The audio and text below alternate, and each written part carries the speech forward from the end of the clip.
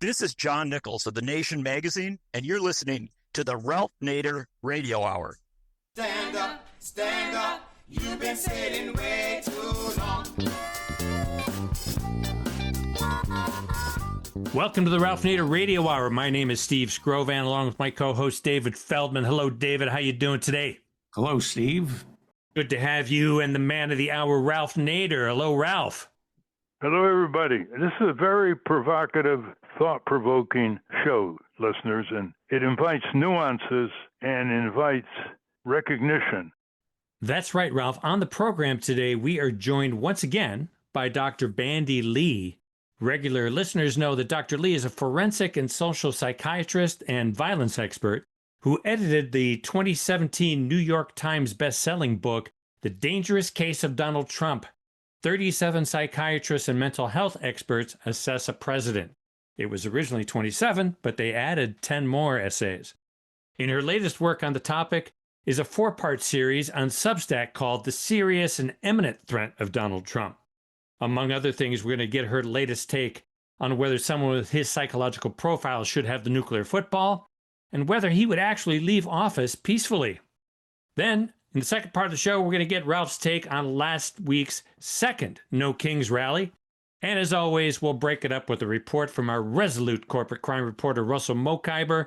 But first, let's get into the serious and imminent threat of Donald Trump. David? Dr. Bandy Lee is a forensic and social psychiatrist, violence expert, president of the World Mental Health Coalition, and New York Times bestselling author of The Dangerous Case of Donald Trump. Her new book is The Psychology of Trump Contagion. She's hosted a number of conferences at the National Press Club, broadcast on C-SPAN, and it's been covered by other national outlets. Her 4-part series on Substack is The Serious and Imminent Threat of Donald Trump. Welcome back to the Ralph Nader Radio Hour, Dr. Bandy Lee. I'm pleased to be back. Well, you've pioneered this analysis of Trump for your profession, in the process incurring the exclusion by the American Psychiatric Association, which you resigned from in 2007 because of close ties with the pharmaceutical industry. What's the problem with the American Psychiatric Association? I think the problem is that it was the first organization to capitulate to the pressures of this administration, or during the first administration, when it recognized the psychiatric aspects of the administration would be actually the number one main feature that would be problematic to bring awareness to the public. And so they made a decision to simply pull out of any discussion and to misguide the public into believing that anyone who would speak about these issues were being unethical, whereas in fact it is one of our primary duties, outlined in fact as an obligation through the Declaration of Geneva after the Nuremberg trials. And you also met many times with members of Congress, and the influence of the reticent American Psychiatric Association began to affect your access to members of Congress. Is that correct? Yes. In fact, I was quite impressed in the beginning that there were almost no barriers in terms of the news media, the public, and Congress members in terms of discussing the issue in psychiatric terms. And I believe that when my book was first published in late 2017, it was an instant New York Times bestseller, and members of the public were driving long distances to try to get the last copy in the one remaining bookstore in their area that had a copy, because Macmillan, one of the 5 big publishers, did not print enough copies. It was so unexpectedly explosive. And people were hungry for the information. I was invited by all the major news networks, cable as well, and all the major news programs. And the Congress members, I met with over 50 of them in large groups or in private, and they have consistently told us that they were actually depending on us to educate the public medically so that they could intervene politically. And they had a bill in Congress to move ahead with the 25th Amendment, advancing very rapidly. And that was when the American Psychiatric Association stepped in very aggressively in ways that I had never seen in my professional career. And I do firmly believe that the 25th Amendment had a good chance of moving forward had the APA not stepped in. Well, you also saw the influence of the American Psychiatric Association on your status at Yale Medical School, where you worked. Pretty soon, the climate for you staying there began to sour. What happened? Yes, I mean, that was very strange as well.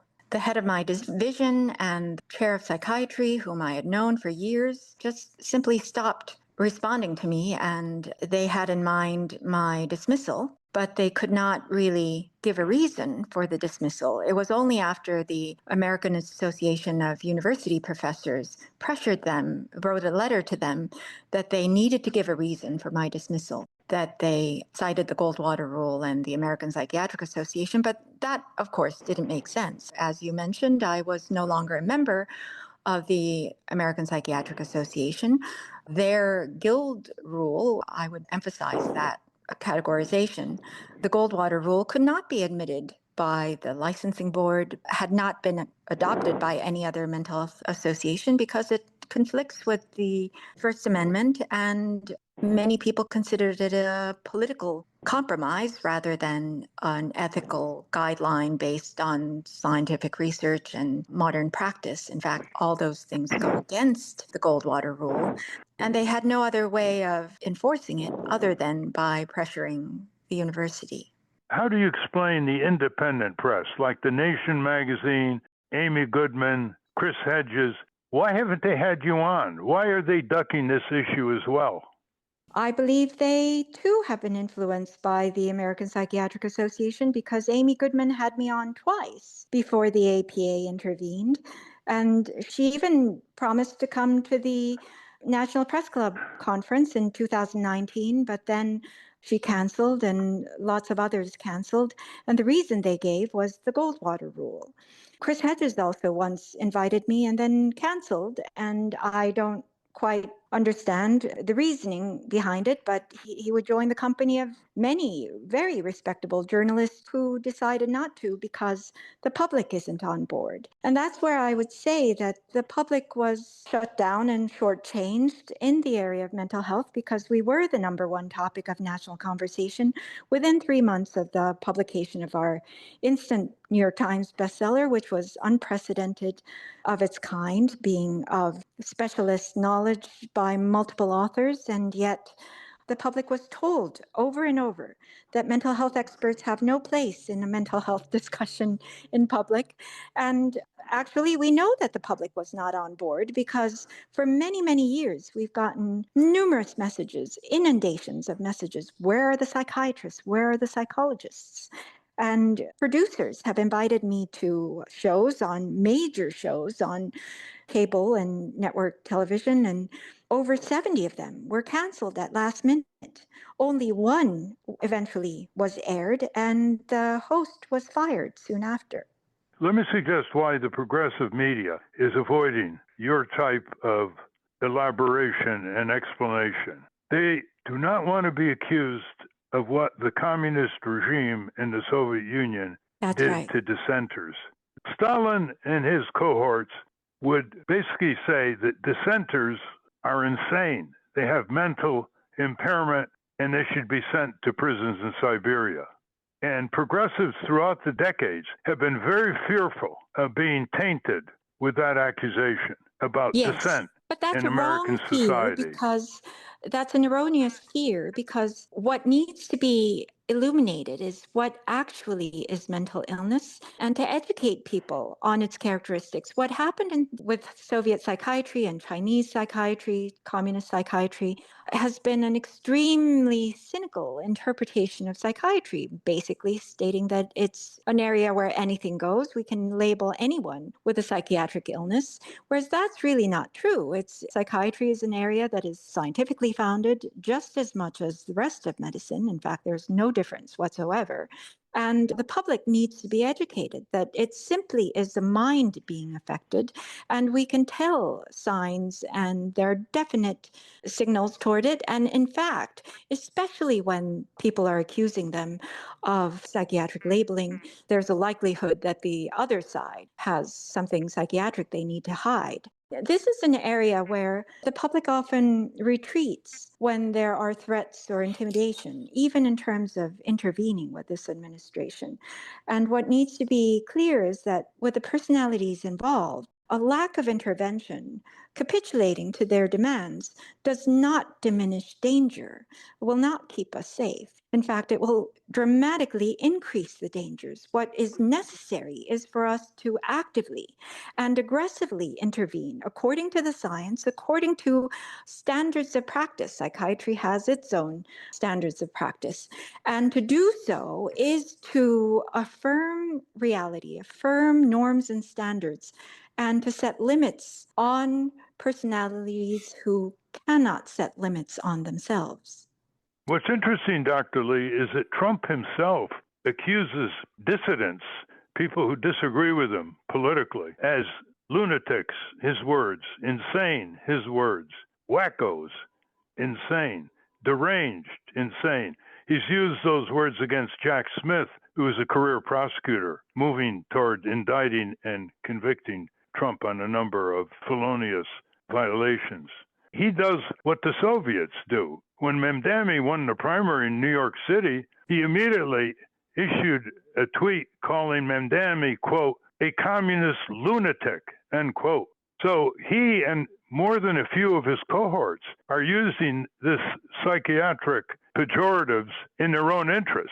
And the reason for doing so is for people to fear that they would be labeled as doing the same thing as he is if they were to correctly point out psychiatric issues in him. And so we should not capitulate to that, but rather to point out why he's doing these things and what that says about him, which is actually a very dangerous indicator. I want for our listeners to have a little patience here and listen to the list that Dr. Lee has compiled that would describe the sociopathic personality, the antisocial personality of Trump. 1. Failure to conform to social norms concerning lawful behaviors, such as performing criminal acts that are grounds for arrest. We've shown that he's violated criminal statutes regularly and obstructed justice as a way of life in the White House, as chronicled by his former national security assistant, John Bolton, in Bolton's book after he left the first Trump administration. And as people know, Trump has gone after Bolton and had him indicted recently. The second is deceitfulness, repeated lying, conning others for pleasure or personal profit. Well, Trump just hands that on a lying platter to the public. He's not trying to say that he's a truth teller. 3, impulsivity or failure to plan. Well, it's pretty chaotic in the White House, and he's spreading chaos throughout our political economy and the way he's cutting programs, canceling programs, and other things we'll get into shortly. 4, irritability and aggressiveness. And he's certainly shown this in his up and down meetings with heads of state like Zelensky in Ukraine. And he certainly has shown this with his domestic opponents, Democrats in Congress and elsewhere. 5, reckless disregard for the safety of others. Well, he's cut so many health and safety programs and canceled regulation of toxic chemicals in the workplace and in the environment. And he keeps saying, this is only the beginning. Notice how many times when he issues a wrecking executive order that affects millions of innocent people, he says this is only the beginning. It's hard to compare any politician with that kind of commentary. And then consistent irresponsibility, failure to sustain consistent work behavior and uphold presidential obligations. 7, lack of remorse, indifference, or rationalizing having hurt and mistreated or stolen from another person or another nation. Well, he never has admitted a mistake. In fact, he boasts about he's right all the time. He uses words like, I've been right all the time. He also has said that he knows more about specific topics than bankers, than renewable energy experts, than people who are knowledgeable about construction. This is a megalomaniacal syndrome. So with that background, let me ask you the following question. Let us say he is impeached in the House, removed in the Senate. How will he react? Well, he will react very belligerently, as violently as possible, as we've seen from his loss of the first attempt to be reelected. But it also depends on how we handle him. We've seen from how dictators of the world who understand his psychology much better because it's similar to theirs can manipulate him and cause him to do all kinds of things that ordinary presidents would never do. And so I would say that he's still very malleable, and it depends on how we handle him and manage him. And that's why mental health consultants would be very important. But unfortunately, because of the way the APA set up the rhetoric, it has been implanted in the public's mind that mental health experts are not to be consulted on mental health issues. Well, to be fair to you, I've asked this question to some congressional staff and members of Congress over time, and most of them say if he's impeached and removed from office, he won't leave. He'll create a crisis. That's right. Federal marshals under the Constitution would have to remove him from the White House, but he controls the federal marshals through the Justice Department and his compliant Attorney General, Pam Bondi. So they expect a crisis, and in expecting this kind of crisis, and who knows what the military would do, they don't like the Secretary of Defense, the military, the retired and active, that they've been abused, slandered, pushed around by Trump's Secretary of Defense. So they're using this prediction as a reason for not pushing Trump up against the constitutional wall. That's exactly why we have responded to his outrageous actions in the exact opposite way we ought to be responding.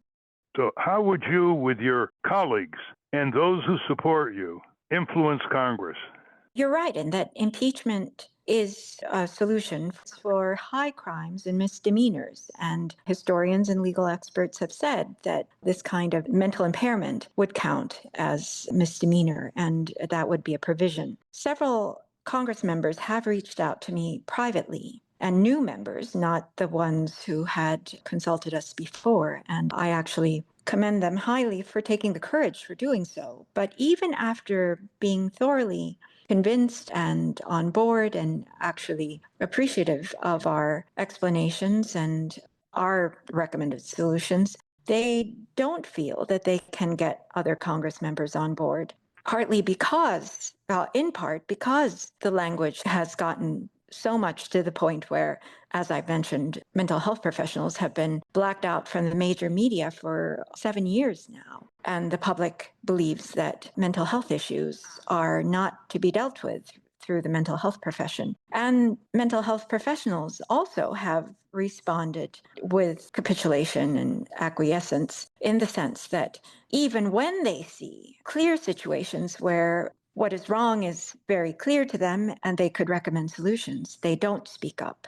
So I feel that it is Congress. But what surprised me when I did enter the halls of Congress was that Congress members were depending on the people, on citizens and Americans who could contribute their own voices and gifts. And I believe that it still applies that all these fields should be speaking up. The Bar Association, the legal profession, universities in particular, corporations, and mental health professionals. We should all still be speaking up all the more, because what Donald Trump uses is threats and intimidation. When he tells a lie, the reason why it's countered very little is because he tells big, enormous, gigantic lies that inundate and bulldoze over people so that you can barely recuperate yourself, let alone counter the lie. And he's doing this with his destructive acts on the country. Well, just to illustrate your point, in 2016, even after he narrowly won the election over Hillary Clinton in the Electoral College, he claimed that there were 3 million illegal aliens brought into the U.S. to vote for Hillary Clinton. Just recently, when he's blowing up these boats, which have been called murder by criminal law specialists in the Caribbean, he said that every boat that he blows up was going to kill 25,000 Americans with fentanyl. Well, they're not disclosing what was on the boats, what direction they were going. Some of them were going away from the U.S., and that's not the route that fentanyl gets into the U.S., by the way. His lies are enormous, and when they're countered by the Bureau of Labor Statistics, he fires the head of the Labor Statistics Bureau. That's and right. He's fired tens of thousands of federal workers, disrupted the lives of their families, as well as federal contractors who cannot conduct business when these Department of Education, AID, Consumer Financial Protection Bureau, and others are essentially shut down, and other programs under EPA, like the Scientific Research Wing, is being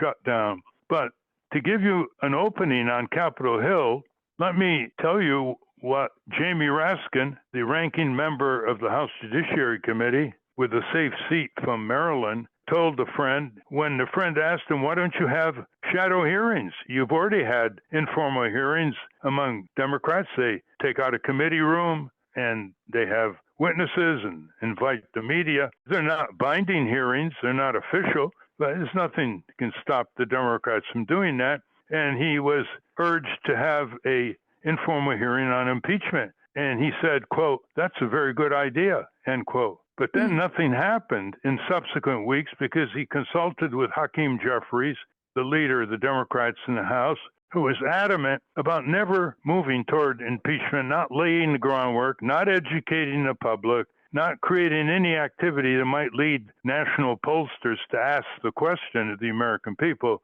do you think Trump should be impeached? Well, I think that's where your group can find a potential wedge, is to get in the Senate and the House, the Democrats to have informal educational hearings about the impeachability of Donald J. Trump. Yes, Does that and the sound necessity good? of it, because what we're dealing with is a situation that will get more and more dangerous the less we intervene. And at this point, we need quite aggressive intervention in order to stabilize things. What people don't recognize is that not doing anything is perhaps the most dangerous route, and yet they're intimidated because of his threatening ways. But as you outlined with what was the psychopathy checklist, the checklist for the most dangerous psychiatric condition in existence, that's responsible for far more death and destruction than all other psychiatric conditions combined,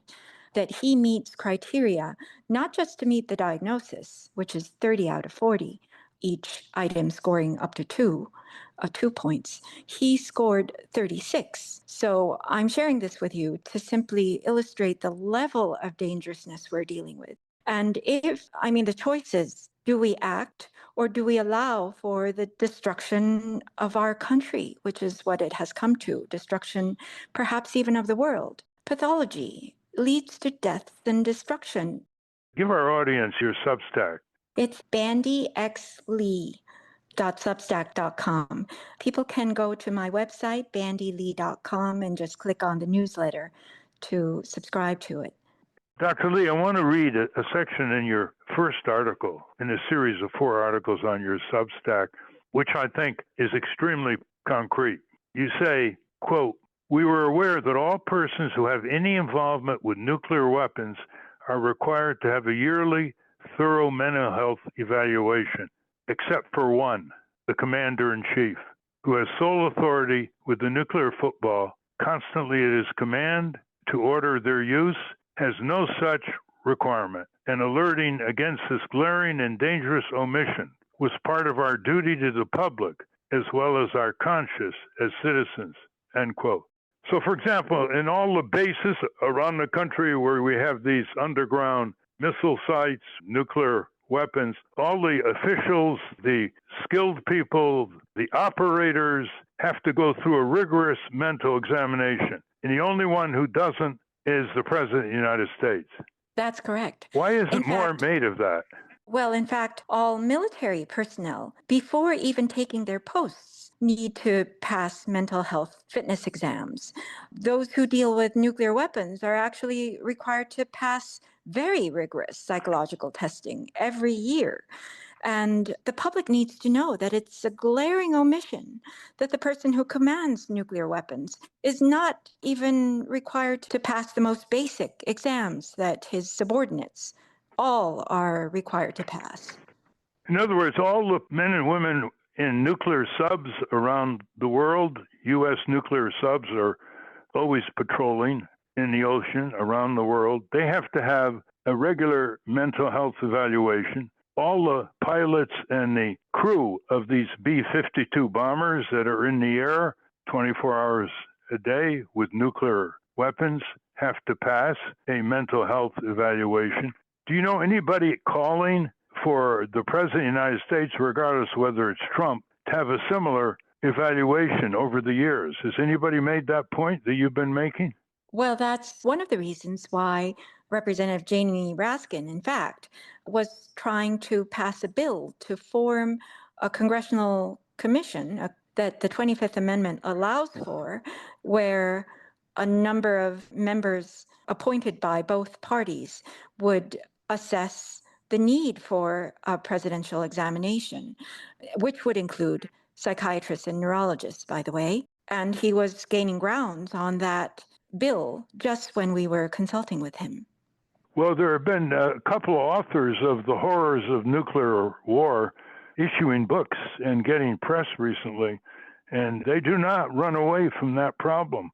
Just think, it just needs a mentally aberrant operator of a nuclear sub. And the question is, do the safeguards protect if one person goes awry and starts pushing the mechanisms to release a nuclear missile? Are the subsequent safeguards sufficient? And these authors have raised very serious questions. And one of their conclusions is we've been very, very lucky over the decades, including not experiencing the culmination of an accidental release of nuclear weapons by Russia in the U.S. I believe that's one of the most urgent questions of our day. And even without a mentally impaired president, would we be in a critical situation of nuclear danger? In fact, as a violence scholar, that's one of the main issues I have focused on, even in my textbook, Violence, that it's an urgent issue humanity needs to address to curb our own collective suicidality. And having a commander-in-chief, such as Donald Trump, of course, is contributing vastly to that collective suicidal tendency. We've been talking with Dr. Bandy Lee, and we're going to go to Steve to start the questioning from our colleagues here. Before we do, give your website again. Yes, my website is bandylee.com, and my Substack is bandyxlee.substack.com. And she's put out 4 articles in October to make the case that we've been discussing. Steve? Dr. Lee, surrounding Donald Trump are people like Russell Vought and Stephen Miller. Would you characterize them the same way, that they have mental health issues? And if so, how do you distinguish between mental impairment and just radical ideology? Well, you simply need one mentally impaired person in an influential position for the impairment to spread, whether it be those with the same condition or those who are simply predisposed or even normal individuals. In fact, I outline those categories in my book, The Psychology of Trump Contagion, that in the research, which has been done for the last 150 years on this phenomenon of contagion of mental symptoms, is that there are 4 types of contagion. It is the amplification of those with the same impairment. The second is those who are personality-wise predisposed to having the impairment. And once they meet a dominant person with that impairment, they too manifest, so it activates what was dormant within. And the third category of persons is normal individuals. Through length of time and persistence of exposure, they come to take on the symptoms, eventually to appear as if they have the full-blown impairment themselves. And the fourth category is those who resist. Those who resist when they eventually succumb, which time and pressure, and especially in the setting of isolation, will do, they are the hardest to turn around. Now, the difference between individuals who actually have the impairment and those who have simply adopted the symptoms through contagion is that once you remove the primary individual with the impairment, the others return to baseline, that is, back to normal, except for the fourth group, which may need extra treatment or even may never convert back. What about Steve's point, Dr. Lee, about people who are just ideologically committed to what many people think are very wrong-headed and harmful policies? Because it seems like Stephen Miller and Russell Vogt came to Trump for those qualities were already there. They weren't infected. That's right. Yes, I do believe that they found synergy rather than contagion from de novo, but that doesn't mean that they would have been as severe without Donald Trump, without such a president. And they themselves will activate others through their advancement and success in their own positions. No, Trump talks about the lunatic left. Why couldn't he just say, like, somebody like AOC is mentally impaired because her ideology is radical?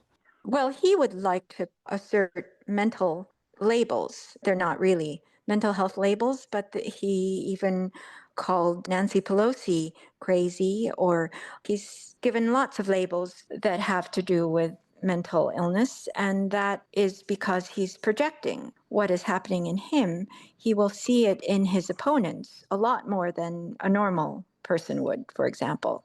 And so that's one way in which we can gauge the level of his impairment. In fact, I have often said that every accusation is a confession, that whatever he says of others will quite accurately portray what is happening in him because of the level of symptomatology and projection. You know, I think I know what some of our listeners are thinking now, listening to all this, Dr. Lee. They would put it this way. Trump is bad enough with his programs and policies. He's pursuing dictatorial programs that harm women, children, minorities, workers, communities, to favor the further concentration of corporate power, corporate welfare, immunity from corporate crime, and self-enrichment at the expense of tens of millions of Americans, including small taxpayers. So why do we need all this psychiatric analysis when he has condemned himself in all kinds of ways that are jeopardizing people's livelihoods, their health insurance, their food supply, their government contracts, their freedom, their ability to voice their grievances? And that's enough. He indicts himself by his own programs. Why do we need psychiatric language? And I would answer, and I'll have you answer, because when you understand his dangerous, unstable personality, given all these programs he's cut and initiated and closed down and given corporations free sway in Washington, et cetera, cut their taxes further, that if you understand his dangerous, unstable personality, you will be more aware of what it's going to take to change his mind or to remove him from office. That if he's not exposed to rational calculations, evidence, proof, facts, reality, then the response by the public has to be adjusted accordingly compared to what they would respond to a normal president whom they disagree with seriously, like Ronald Reagan or Richard Nixon. How would you answer that question? I think that's a great answer. I would add to that in that, well, mental health professionals have a role in everyday life where law enforcement intervenes after the actions have happened. Mental health professionals try to predict and to assess probabilities of actions that will happen based on their psychological state. And in fact, if the course is inevitable enough, it allows for intervention and therefore prevention. I believe we have entered an unprecedented era where mental pathology is used as a weapon for domination, control, and takeover by political faction. And It is important for the people to understand these dynamics. Knowledge is power. And if the people are excluding one area of knowledge because of conditioning, I would say, that started with the American Psychiatric Association, that has stigmatized the entire field, we are limiting the resources by which we could act. And another aspect of mental health is that we get to the source of the problems. Yes, he's acting as a dictator. Yes, he's taking away all these consumer rights and citizen rights, constitutional rights and human rights. But why is this occurring? And where is the source of this occurring? How bad is it? Can we quantify it clinically? And can we intervene against it with the just proportions? Those are the kinds of things that mental health professionals can bring, because this is what we do measure and deal with on a daily basis, no matter what the setting. So if we get to a level deeper than what we're seeing on the surface, then we will be able to meet the moment more effectively rather than just observing it and recording it. It seems like this administration is grounded, and I'm talking about vote Miller, Vance, Trump. It's all grounded in white supremacy and Christian nationalism. Would you consider white supremacy a mental impairment? It couples with certain, especially developmental impairments. But isn't it a rational reaction to a demographic inevitability that the dominant tribe is feeling threatened, and so they are doing everything they can to control the levers of power that will keep them in dominance? And that is actually, under those circumstances, a rational reaction, as odious as it may seem. Well, that is what they would say. But if you go deeper, it will not really be about that. It will be about their feeling of their inability to feel that they belong, their inability to adapt to changing circumstances, their inability to respond productively to situations, but rather be attracted to and led by destructive, maladaptive, and self-destructive approaches. And that's what I would categorize as lacking in mental health, regardless of ideology. It doesn't matter what ideology you attach to it. If one is mentally resourceful and psychologically well-balanced, then they can find more productive solutions rather than destructive ones that lead to destructive policies that actually worsen the situation rather than improve it. Steve, I think elaborating what you're saying is that we're really talking about the most powerful person in the world, and he's willing to use it regardless of legal and constitutional restraints or social norms. But the issue of social pathology is everywhere. It doesn't discriminate on the basis of race, creed, religion. For example, the spread of gambling in the U.S. now, where the companies promoting gambling among youngsters, especially sports gambling, and they say, you've got the casino in your pocket and you can gamble on certain plays in certain games. And this is resulting in tremendous dislocation of these youngsters, some committing suicide and breaking up families. So you see, that's a social pathology, and it's not linked to any ideology or political viewpoint. But I think this program is focusing on Trump and the enormous power that the Congress has given him and the courts have given him, especially the Supreme Court, with its immunity decision in June 2024. David? Sigmund Freud's nephew, Edward Bernays, is considered the father of public relations. And some would say he used the teachings of his uncle for bad, tricking people into smoking cigarettes, getting us into wars, propaganda. So Trump, we all know, is in desperate need of psychiatric help.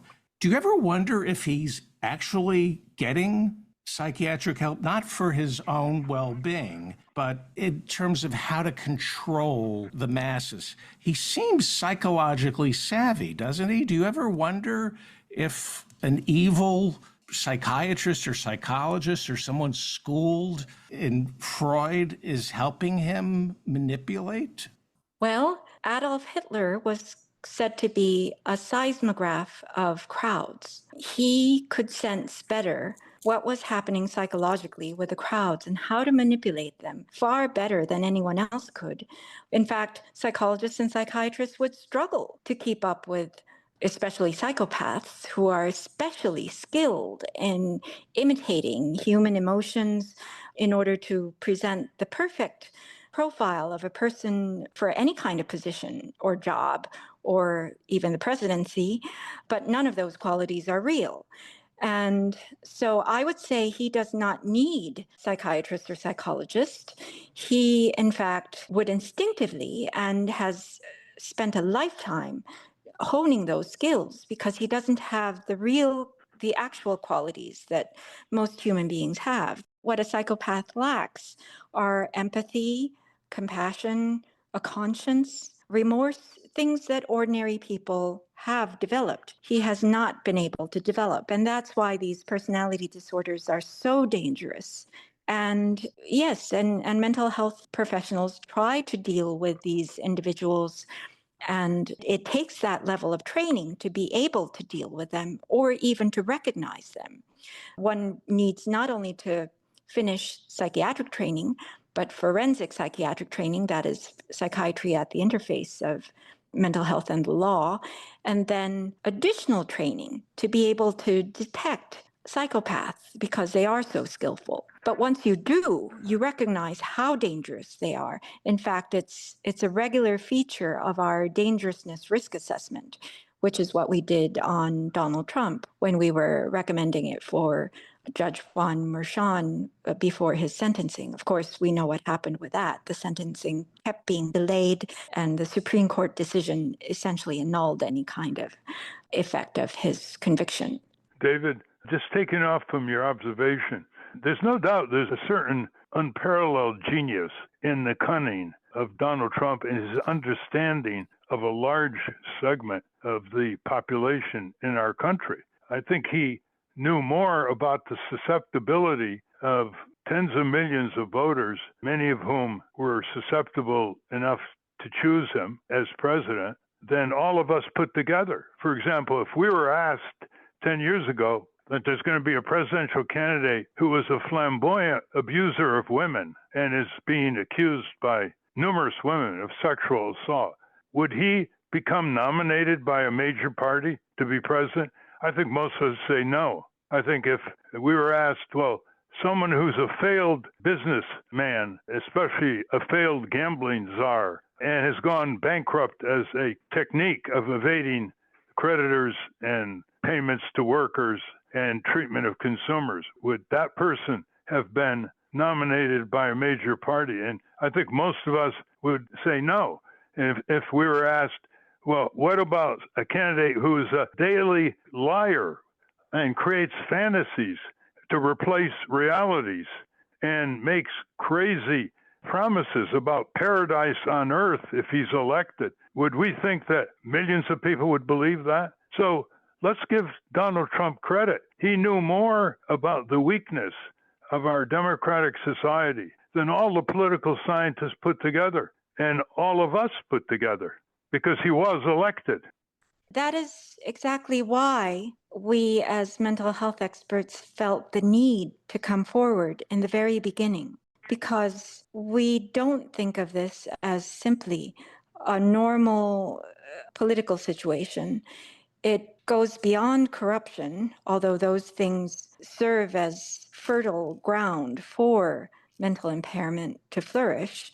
But ultimately, this is largely a mental health issue because of Trump contagion, that the mental impairment of one individual, by virtue of his position and influence, would come to influence society in ways that psychosocially it would become impaired in rationality and ability to be informed or to even allow that information to matter.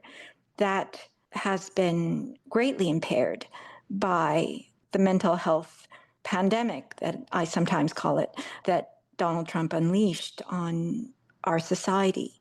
But what's interesting, Dr. Lee, is that people who gave Trump a pass on all these and other negative attributes I just mentioned would never do that with a neighbor. They would never associate with a business partner who lied and who enriched himself unethically, who made promises that were obviously going to be broken to induce the person's advancement. They would never fraternize with a neighbor who had those characteristics.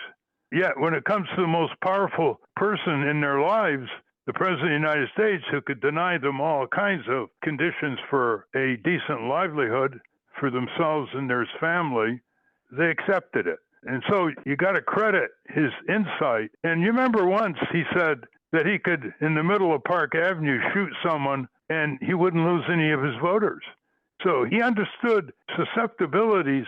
He understood the psychology of many voters who were turned off by the Democratic Party, like blue-collar workers who were betrayed by the Democratic Party. He understood the rootlessness and the lack of traditional allegiances and replaced his persona in that vacuum.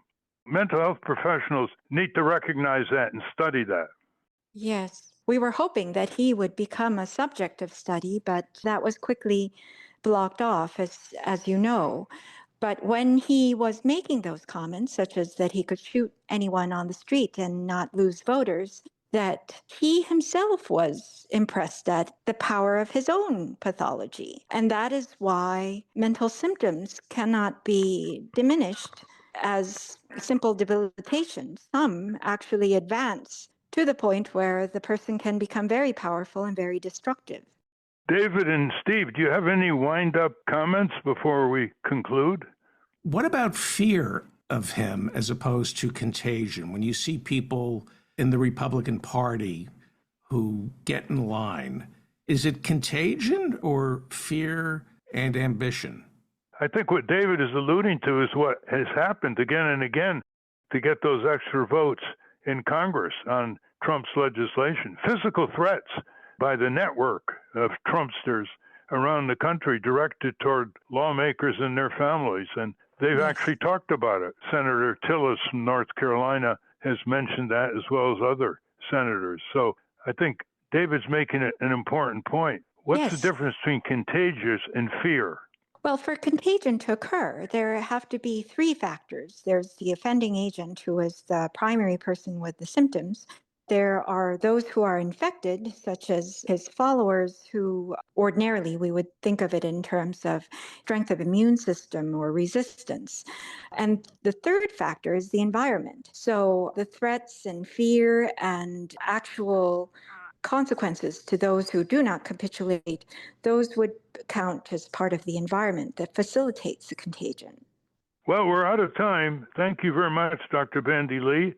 And before we close, if you can give your Substack contact once more to read more details about what Bandy Lee and her colleagues in the area of independent thinking psychiatrists and psychologists are committing themselves to as citizens, not just professionals, in terms of their duty to call out what they believe is dangerous, unstable behavior in the White House. Thank you very much, Ralph. Always a pleasure. My website again is bandylee.com, BANDYLEE.com, and my Substack is BANDYXLEE@substack.com. Thank you very much, Dr. Bandy Lee. Thank you again. We've been speaking with Dr. Bandy Lee. We will link to her work at ralphnaderradiohour.com. Up next, we'll get Ralph's take on last week's No Kings rally. But first, let's check in with our corporate crime reporter, Russell Mokhiber. From the National Press Building in Washington, D.C., this is your Corporate Crime Reporter Morning Minute for Friday, October 24, 2025. I'm Russell Mokhiber. A new report from the Economic Policy Institute and the Century Foundation details the Trump administration's unprecedented assault on independent agencies and the consequences for workers and the public. With the Supreme Court announcing it will hear a case that could give Trump unchecked power over independent agencies, the report details the important role their independence has played in protecting the U.S. public and how their functions would be compromised if brought under the direct control of the Trump White House. Since taking office, President Trump has fired board members and commissioners of independent agencies, despite explicit legal prohibitions, he's politicized agencies' rule-making processes and brought the functions of certain agencies to a halt. For the Corporate Crime Reporter, I'm Russell Mokhiber. Thank you, Russell. Welcome back to the Ralph Nader Radio Hour. I'm Steve Scrovan, along with David Feldman and Ralph. Ralph, this past week, there was another No Kings rally, which 7 million people estimated reported, which is 2 million more than the first No Kings rally. What is your take in general on what's going on there? I think it was an extraordinarily organizational achievement. As we have tried to put on organized rallies over the years, this was really an enormous numerical achievement. And it brought together people who cannot feel alone when they're part of mass rallies in 2,600 communities, from big cities to smaller towns. But having said that, I think they lost some opportunities. First of all, they should have called it "You're Fired." No Kings, you're fired. There has to be an affirmative demand, and that was not part of the declaration. Although there were signs up, impeach and convict and stop fascist Trump and so forth in the various rallies. The second thing I would recommend, if they do it again, is they hold up pictures of their senators and representatives who are knuckling under to Trump and abandoning their constitutional duties as members of the congressional branch. And third, and this is an amazing deficiency that applies to all progressive rallies, they could have easily raised millions of dollars and established a powerful lobbying force in Washington to pursue after the rallies and the echoes of the chants evaporated. For example, they could say, pull out your phones. We want 100 lobbyists full-time on Congress to hold Trump accountable, and send in your contributions. Well, with 7 million people, even if it's a $5 average, that's $35 million. And they would have to prepare the audience for it and make sure it's honest and accountable and open. But then you see they would have a tremendous impact on Congress. And rally after rally over the years, progressives have not done that. When we had the anti-nuclear rallies in the 1970s, this is before, obviously, the internet, we would pass around bags for people to throw in $5 or $10. And we raised substantial money to support the anti-nuclear drive after the chants and the crowds dissipated.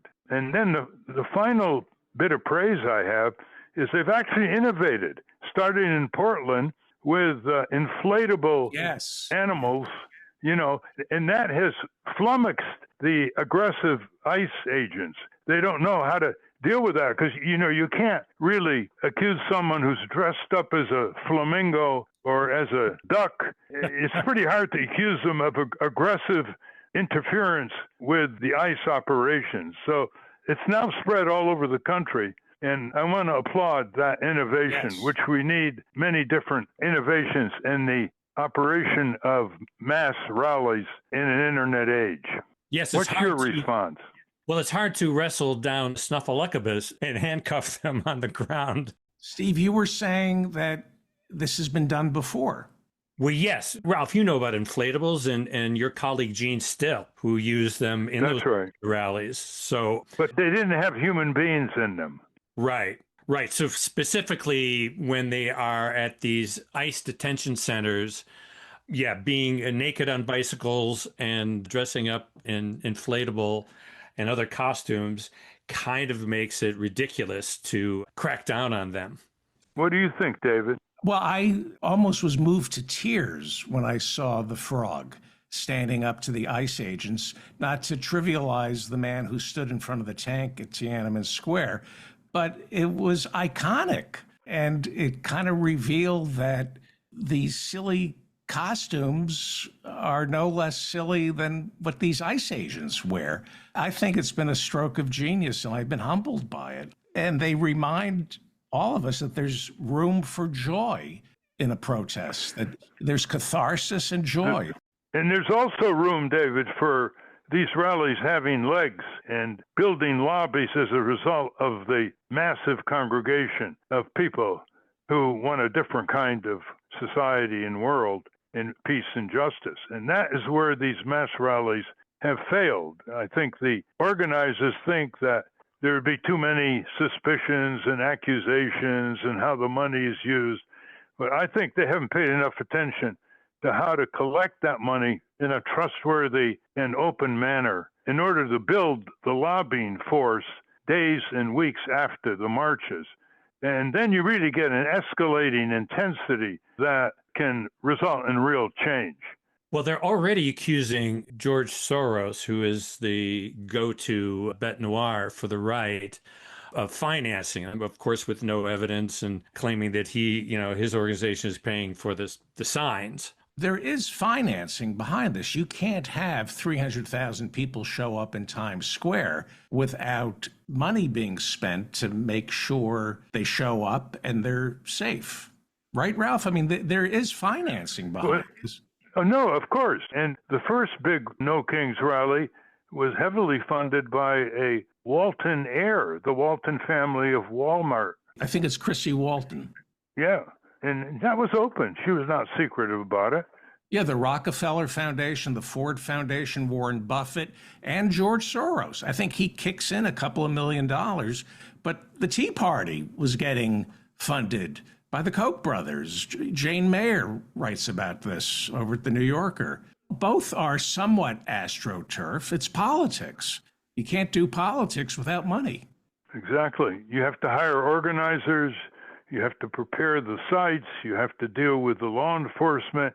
You have to create the evocative placards and messaging. You have to provide for security. You have to provide for amenities and necessities for people who might have emergencies. Of course, the other side knows how to raise big money, but it's rather new for these progressive rallies on the scale of the Walton heiress, and we hope it continues. And when it does, we'll cover it again. So thank you, Ralph, for that. I want to thank our guest again, Dr. Bandy Lee. For those of you listening on the radio, that's our show. For you podcast listeners, stay tuned for some bonus material we call the Wrap-Up, featuring Francesco DeSantis with In Case You Haven't Heard. A transcript of this program will appear on the Ralph Nader Radio Hour Substack site soon after the episode is posted. To order your copy of the Capitol Hill Citizen, Democracy Dies in Broad Daylight, it's at capitolhillcitizen.com. And remember to continue the conversation after each program. You can go to the comments section at ralphnaderradiohour.com and post a comment or question on this week's episode. The producers of the Ralph Nader Radio Hour are Jimmy Lee Wirt, Hannah Feldman, and Matthew Marin. Our executive producer is Alan Minsky. Our theme music, Stand Up, Rise Up, was written and performed by Kemp Harris. Our proofreader is Elizabeth Solomon. Join us next week on the Ralph Nader Radio Hour. Thank you, Ralph. Thank you, everybody. Stand up, step up, step up.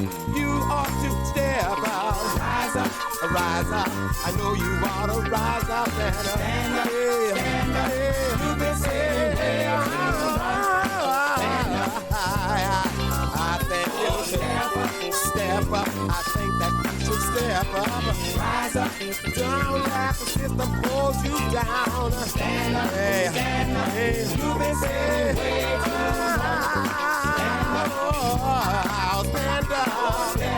step up, I think you should step up.